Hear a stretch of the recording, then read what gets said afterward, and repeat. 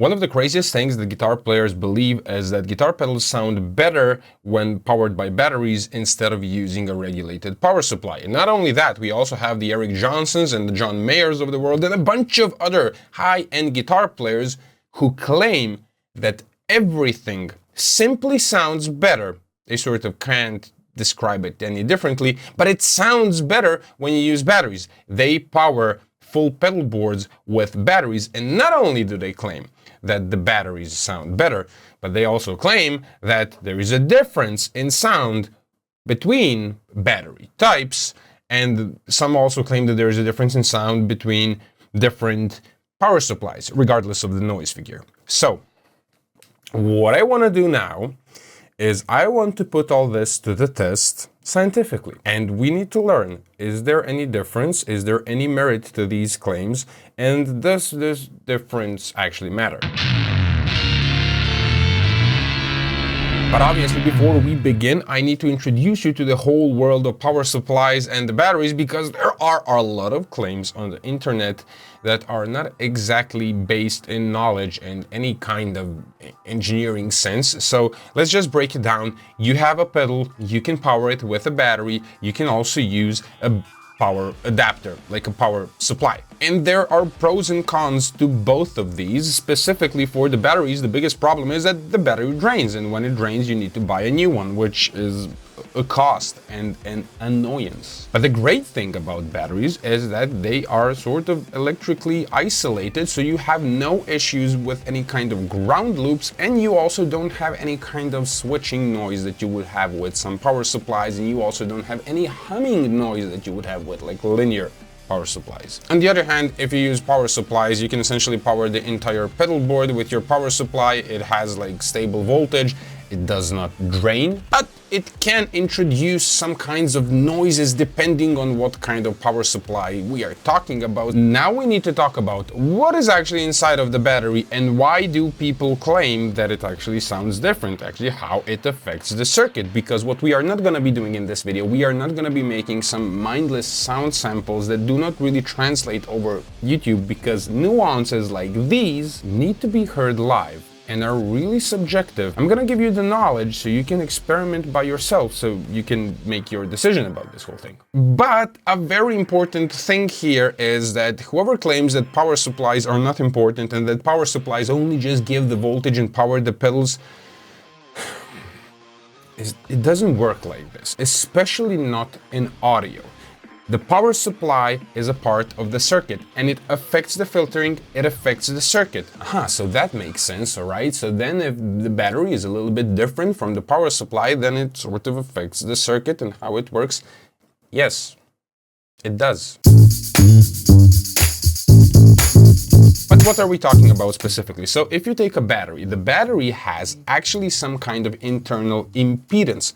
And this is also stated in a lot of the data sheets. If you go and look at the data sheets for these certain batteries, it's going to show you what kind of impedance it has depending on the charge of the battery, which is also interesting. So as your battery is getting depleted, the impedance is going to rise. And as we said, this impedance is also a part of the circuit and it affects the filtering of the pedal circuit. One very important thing about the battery is that this impedance does include a little bit of capacitance and some negligible inductance, but it's not only resistance, which makes the battery in theory a little bit different from just using a resistor in series with the battery and simulating the sag. It also introduces the fact that the frequency change that I just mentioned will be a lot more complex if there is some kind of capacitance included in the battery. It's sort of going to affect the higher frequency range, in theory. So if different batteries have different impedance, they're going to sag differently, and the impedance is going to affect the filtering of circuits differently. Now the question is, are all circuits affected by this? By the way, before we get into the details about what circuits are affected and how they're affected, I need to tell you that if you are interested in this kind of nerding out, the Slightly Technical Academy is the place for you, because my new course is out. I have a full 14+ hour ridiculous course on the Big Muff Pi, where we just use the Big Muff Pi as a vessel to learn audio electronics. So if you're into audio electronics, go check out the course. It's a link down below, but if you're not interested in the course, there's some free Tonex packs and you can register for free at the Academy. I'm posting a lot of cool stuff over there, so go check it out and please subscribe to the channel and like this video because this stuff is important and it should reach more people so they're not confused with all the bullshit out there.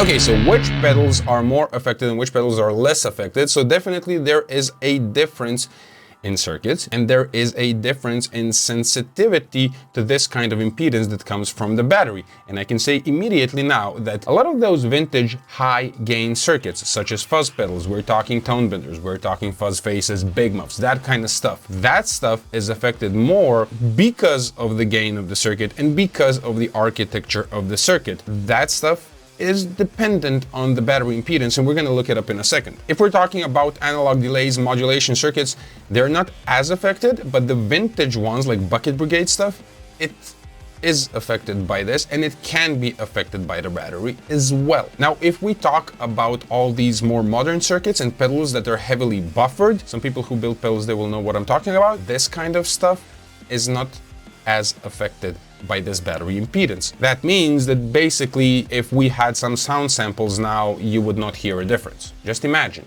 that we're listening to sound samples and you don't hear any difference. But let's experimentally prove this in LT-Spice because that is the thing that I do on this channel. I like to show you stuff. Now, if we take a look at this circuit, we have not one, but two circuits, because we have another circuit next to it, and they're pretty much the same, and we're talking about a very simple LPB1 style booster type of thing. It's a 1BJT thing. If you don't know what this stuff is, just follow through because this stuff is super simple. The only difference between these two things is that this one is fully battery powered without any capacitor used for filtering, which is something that you have in most pedals nowadays, all right? Where the other one, we do have this filtering capacitor right over here. Now, the filtering capacitor essentially is in parallel with the battery power supply. Why is this stuff important? Why? Just why? Listen, every time you have stages of this architecture, the filtering is going to be altered because the signal searches for paths to ground, and they're not always this way, or this way, or this way. This is not the only path to ground.